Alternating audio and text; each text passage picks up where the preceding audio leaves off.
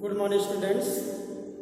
आज मैं class 10 geography का जो पहला लेसन चल रहा है,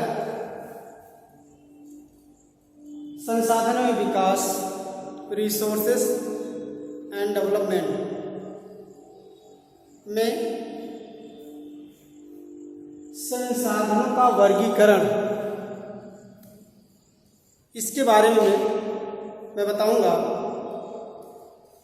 पिछली वीडियो में आप लोगों ने देखा संसाधन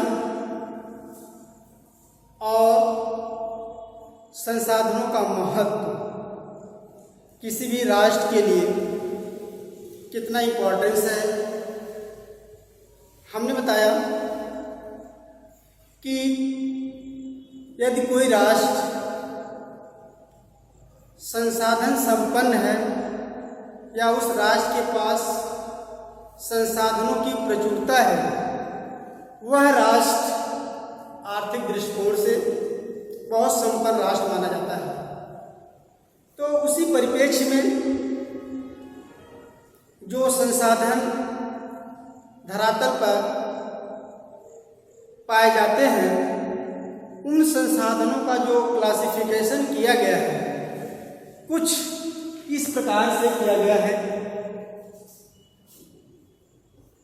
उसमें पहला है उपलब्धता के आधार पर संसाधनों का वर्गीकरण। इसमें प्रकृति प्रदत्त है और मानवकृत संसाधन है। तो प्रकृति प्रदत्त संसाधन क्या है?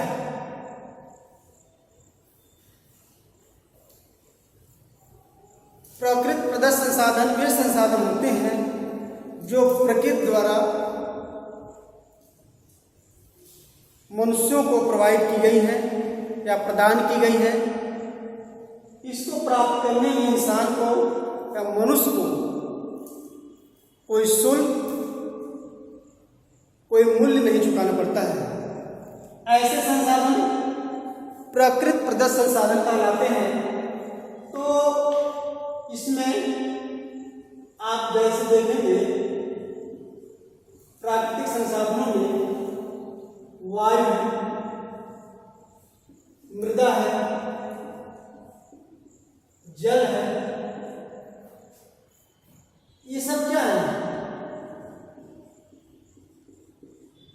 सौर ऊर्जा है, यानी सूर्य का प्रकाश। ये सब प्रकृति प्रदत्त संसाधन है।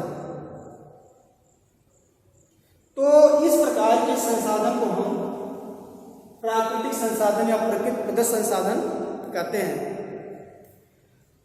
उपलब्धता के आधार पर जो दूसरा संसाधन है वह है मानवकृत। प्यारे बच्चों, हमने बताया था संसाधन धरातल पे तमाम पाए जाते हैं और वह सभी संसाधन निष्क्रिय रूप में पाए जाते हैं। जैसे ही इंसान या मनुष्य के संपर्क में संसाधन आते हैं, वह सक्रिय हो जाते हैं, अर्थात वह मानव की आवश्यकताओं की पूर्ति करने लगते हैं। क्यों? क्योंकि सभी संसाधन या उन संसाधनों को मानव अपने विवेक और कौशल के बल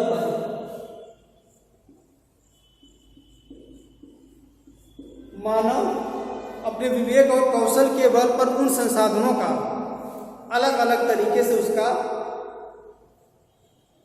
उपयोग में लाता है या अलग अलग उस संसाधन से अलग अलग वस्तुओं का विनिर्माण करता है और वह इंसान या मनुष्य की आवश्यकता की पूर्ति करने लगती है। तो मानवकृत संसाधनों में जैसे अपना खुद का भवन या घर,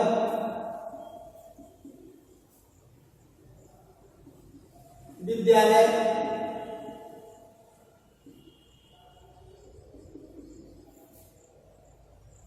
इसके बाद वाहन आदि जो मनुष्य स्वयं अपने द्वारा अपने विवेक और कौशल के बल पर, तकनीकी के बल पर उसका विनिर्माण करता है और उसको अपने दैनिक जीवन में प्रयोग में लाता है। तो ऐसे संसाधनों को हम क्या बोलेंगे? मानवकृत संसाधन कहेंगे। अब अगला है संसाधनों के वर्गीकरण में स्रोत या उत्पत्ति के आधार पर संसाधनों का वर्गीकरण। उसमें पहला है जैविक, दूसरा है अजैविक। तो जैविक संसाधन में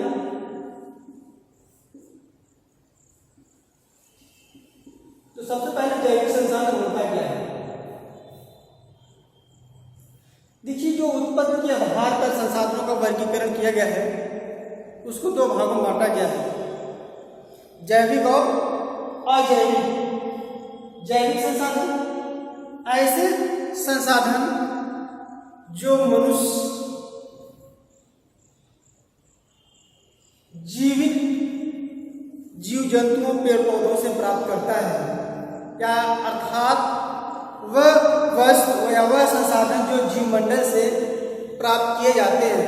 हालांकि सभी वस्तुएं जीवमंडल या धरातल से ही प्राप्त किए जाते हैं, बल्कि इसमें ऐसे संसाधन जो सजीव वस्तुओं से प्राप्त किए जाते हैं, इस तरह के, इस प्रकार के संसाधन को हम जैविक संसाधन कहते हैं।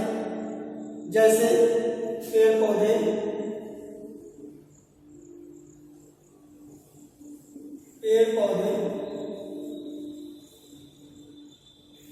जीव जंतु,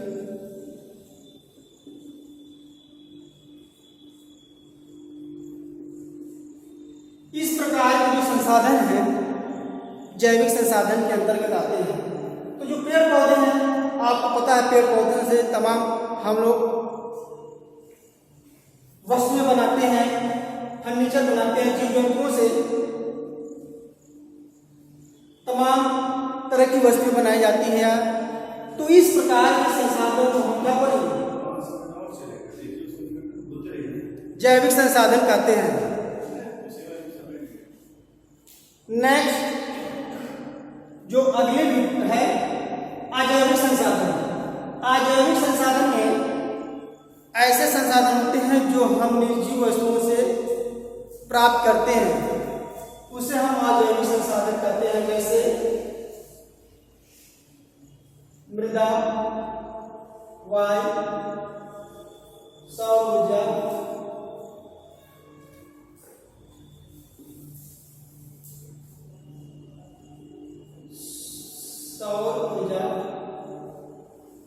आदि। ये क्या है? अजैविक संसाधन। अब आते हैं हम लोग पुनः प्राप्ति के आधार पर संसाधनों का वर्गीकरण। पुनः प्राप्ति के आधार पर संसाधनों का वर्गीकरण, उसमें या उसको दो भागों में बांटा गया है। पहला है उसमें नवीकरणीय और दूसरा अनवीकरणीय संसाधन। प्यारे बच्चों, नवीकरणीय और अनवीकरणीय संसाधन क्या है? नवीकरणीय संसाधन वे संसाधन होते हैं जो एक बार प्रयोग करने के बाद उनको पुनः रिसाइकिल करके उनका उपयोग किया जा सकता है। ऐसे संसाधन को हम नवीकरणीय संसाधन कहते हैं। जैसे वायु है, वायु, सौर ऊर्जा या सूरज का प्रकाश, जल, ये जो है नवीकरणीय संसाधन के अंतर्गत आते हैं। वहीं पर अनवीकरणीय संसाधन में, अनवीकरणीय संसाधन वे संसाधन होते हैं जो जिनका एक बार दोहन या प्रयोग करने के बाद उनको पुनः उनका रिसाइकिल नहीं किया जा सकता, अर्थात उनको पुनः उपयोग में नहीं लाया जा सकता है। ऐसे संसाधन को हम अनवीकरणीय संसाधन कहते हैं। तो अनवीकरणीय संसाधन में आपका आ जाएगा खनिज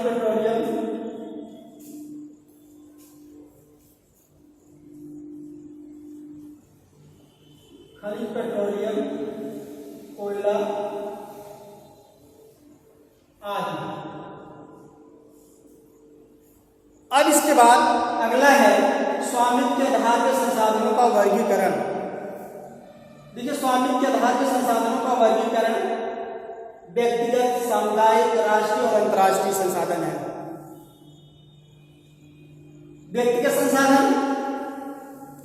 व्यक्तिगत संसाधन वे संसाधन होते हैं जो किसी पार्टिकुलर विशेष व्यक्ति का अपना खुद का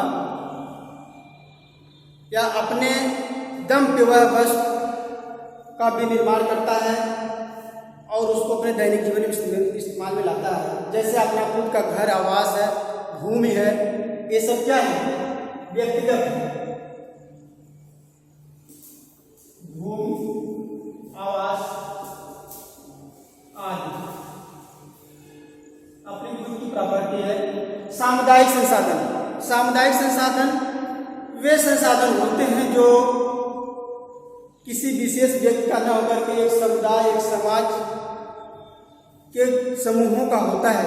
ऐसे संसाधन को हम सामुदायिक संसाधन कहते हैं। जैसे आज कोई किसी क्षेत्र में कोई पार्क है, वह हर व्यक्ति के लिए ओपन होता है, ठीक है, तो वह आपका हो जाएगा सामुदायिक संसाधन।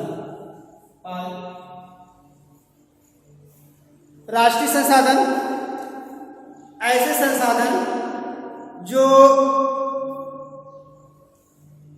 भारत सरकार या राज्य सरकार के अधीन होता है और वह अपने इच्छा अनुसार उस संसाधन को अपने अंदर, अपने नियंत्रण, अपने अधिकार क्षेत्र में ला सकती है।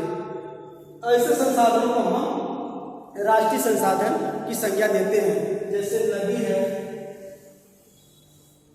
ठीक है, सड़क, परिवहन, ये सब राष्ट्रीय संसाधन के अंतर्गत आते हैं।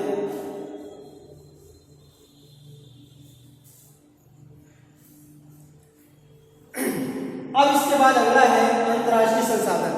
देखिए, अंतर्राष्ट्रीय संसाधन वे संसाधन होते हैं जिसमें किसी राष्ट्र का अपना पार्टिकुलर आधिपत्य, अधिकार नहीं होता है। ऐसे संसाधन को हम अंतर्राष्ट्रीय संसाधन कहते हैं। जैसे आप देखेंगे सागर, महासागर है और उस सागर, महासागरों का जो अधिकांश पार्ट है अंतर्राष्ट्रीय संसाधन के अंतर्गत आता है। क्योंकि आपको पता होना चाहिए कि हर राष्ट्र का, हर देश का जो अपनी जलीय सीमा है वह उसके बाउंड्री से लगभग 12 नॉटिकल माइल तक उसका अधिकार होता है। उसके बाद किसी दूसरे राष्ट्र अंतर्राष्ट्रीय अधिकार क्षेत्र में आया जाता है। तो इसमें आ जाएगा